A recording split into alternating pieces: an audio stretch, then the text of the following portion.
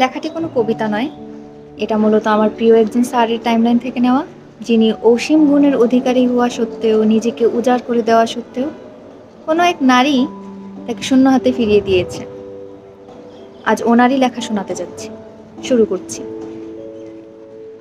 কথা ছিল খোদারে ভালোবাসার, কিন্তু ভালোবেসেছিলাম তারে। যেহেতু হৃদয় কিংবা ভালোবাসার ভাগ কেউ ছাড়তে চায় না, তাই সৃষ্টিকর্তা তাকে আমার কাছ থেকে দূরে সরিয়ে রাখতেন। খোদাকে এতটা ভালোবাসলে হয়তো খোদাকে পেয়ে যেতাম, কিন্তু তাকে আর পাওয়া হয়নি। গাছ জানে যে পাখি তার কেউ না, তবু সে আশা করে হয়তো সে ফিরবে।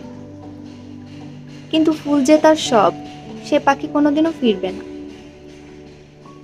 তবু অপেক্ষারও একদিন শেষ হয়, ভালোবাসার মেঘ মুছে যায় সোনালি আলোয়।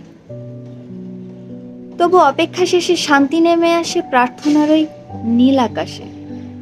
ধন্যবাদ।